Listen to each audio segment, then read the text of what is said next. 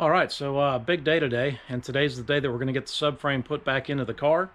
And I say we because my buddy Matt's on his way over to help me out with this, because it'd be pretty hard to do by yourself. Plus, I've got it kind of way in the back, propped up out of the way in the basement, and you know, I can lift it by myself, but it's better with two people. All right, so while we're waiting on Matt to get here, let me show you this body mount kit that I got. All right, so this is the Energy Suspension Camaro subframe. I don't know if you can see that part number, but it's 3.4142R. I'm sure the R is for red. These also come in black. And you've got instructions. And then you've got all the bushings. And, of course, a bag of hardware. All right, so this kit is pretty self-explanatory. The only thing that you really kind of have to be careful of is that these sleeves are different heights for different positions. And you just got to make sure you get the right ones. Per the you know, the diagram there, and then the parts list for each position there. And other than that, I think it's pretty straightforward. So another thing that I did is I went and bought a piece of 5/8 all thread, and you can use these in the alignment holes to help get your subframe squared up. All right, so Matt's here, and he's checking out some of my handiwork there, critiquing the heck out of me. I'm telling you, not even right. I'm kidding. Now he thinks it looks pretty good, and we got the subframe out, and it's over here just on sawhorses because we had to put these braces back on. And I'll go and I'll hit these with some black paint once we get it mounted in. These are the old original bolts, but I'll use the old bolts where I can, and I'll buy new for some of the more critical parts that need like grade 8. But so I think we're ready. What we're gonna do, or at least the game plan, is we're going to turn that creeper and face it this way, and we're going to rest the cross member of the subframe on the creeper, and we're just going to kind of walk it back in, and then we're going to lift up the front part of the subframe, put it on jack stands, and then we'll be able to just manually lift the rear and at least get the bolts started, and that's kind of a starting point for us. So let's see how that goes, and let's see how we do.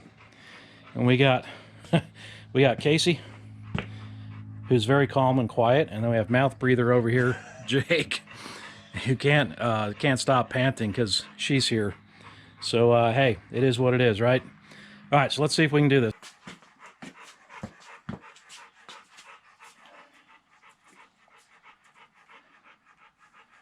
Now, what are we doing? We're walking it back in. Okay. So do I need to try to keep it up on this side? If you can, yeah. Okay.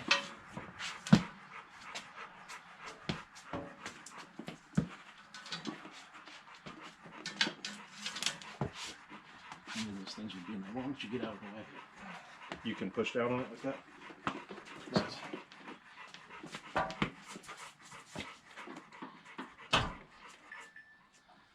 That's I don't know that we need to go much further. All right, so the good old creeper on the cross member trick worked, and it just went right, slid right into place. So we're roughly lined up. We're going to get our body mounts ready, and then we're going to, I guess, replace the creeper with the floor jack and start lifting it up. All right, so we got everything positioned here. We've got the floor jack under the cross member, and then we're just going to kind of lay down on each side of the car. We got the body mounts positioned, and then we're going to try to get the, I believe it's the number 3, the number 3 body mount in, which is the furthest, the one closest to the rear tires, or the rear of the car. We've got our alignment pins, and we'll put those in just a minute. All right, so we got the 4 bolts in, and we just have them barely snugged up. The alignment holes with our 5/8 all thread checks out, and man, does that look good. It definitely makes the firewall look better, because now you got all the gloss down here, and it's not so in your face. Look at all my imperfections on the firewall. So, man, that looks good. That was actually not too terribly difficult to do, the way we did it. So that worked out really well. All right, so to try to show you and illustrate what we're doing here, we found a spot that's the same on both sides of the car, and where that spot is this spot right here, to the inside of the leaf spring there. And then you take your plumb bob, drop it down, put a piece of tape on the floor, and then we're going to mark that spot. We're going to do the same thing back here on the rear of the subframe on both sides, and then we'll start taking some measurements and see where we are. All right, little change of plans. We decided to go, instead of doing one in the rear, we decided to go directly to the front, to these holes right here, because we got these on both sides. So we're going to get this taped up, marked, and then we'll take some measurements. All right, so the subframe is in and it's torqued down, and we had to adjust it At least a dozen times. Yeah, I would say a dozen times. Probably 11 more times than the factory does when they build it. Yeah, I guarantee that. Yeah, that's what. They just shove those alignment pins in there and bolt it and go. Yeah, that's my opinion as well. I don't think they take the time to do that. But anyways, long story short, from the furthest point back that we plumbed and put a line on the concrete to the very, very front, diagonal measurement was within 1/16 of an inch. So the tolerance is 1/8 of an inch. So I think we're good. And I think the subframe is successfully back in the car. Bolted the body mounts down to probably about 85 foot-pounds. So I told John, with as tight as this is now with factory tolerance, it should go straight as an arrow down the road until he mashes the gas, and then it should be all kinds of sideways. All right, so the subframe is finally back in the car, and I am thrilled to death. You know, it's really hard in these restorations when you're working on these things. It's frustrating. It's very, very time-consuming to take everything apart, and all these parts are just 43 years old, and they all have to be cleaned. They all have to be wire-wheeled, all have to be primed, painted.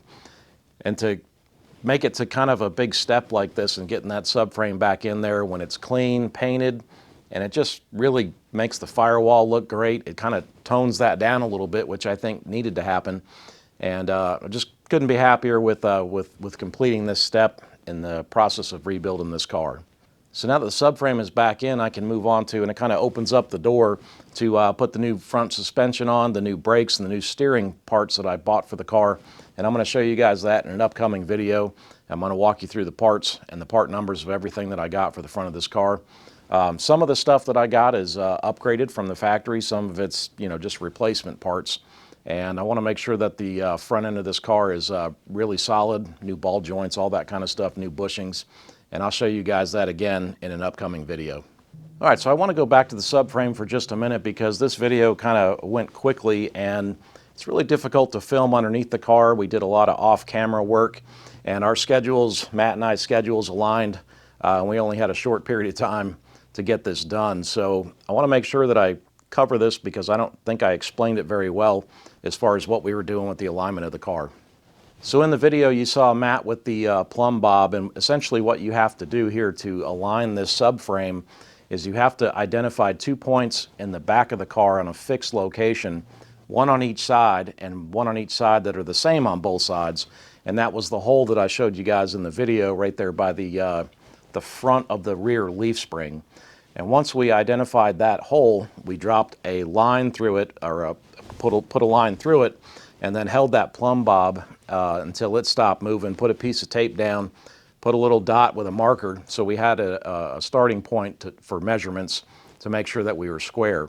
And then initially we thought we were going to go to the rear of the subframe and drop another line there, but we didn't. We went all the way to the front of the subframe, did the same process on both sides, put a piece of tape on the ground, dropped the plumb bob down, and then put 2 little dots there. And then we took measurements forward to rear and then diagonal. And factory specs for the subframe say that you have to be within those 2 diagonal measurements from one side of the front to the one side of the back diagonally have to be within 1/8 of an inch of each other to be considered in spec. So once we made all the adjustments and we kept trying to get this thing closer and closer, and like I said, a lot of off-camera work there, we came down to 1/16 of an inch difference between the two diagonal measurements, and that was where we felt it was good. We're within the 1/8 of an inch spec or tolerance, and felt pretty good about the the alignment of the subframe at that point. So that's a little more in depth about the process that we went through. And again, I don't feel like I did a great job explaining all that in the beginning. We were kind of rushed a little bit with this video, but that's a little bit more information on what we did and how we did it. And one other thing I'll say real quick about the reinstalling of your subframe is, you know, you've got those alignment pins on that number 2 body mount, and you can use that 5/8 all thread like we did, but essentially that got us close, and we were still almost a 1/2 of an inch off diagonal measurements using the alignment pins. So I don't think you can just use the alignment pins. I think you've got to take the time to drop the lines down on each side in the rear, each side in the front, and then measure your diagonal lines and continue to repeat that process until you get within 1/8 of an inch measurement on both diagonal lines.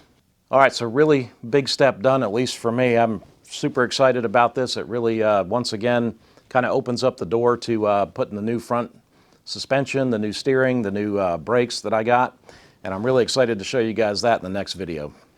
All right, appreciate you guys checking out the video. Thank you for your support, and as always, thanks for watching.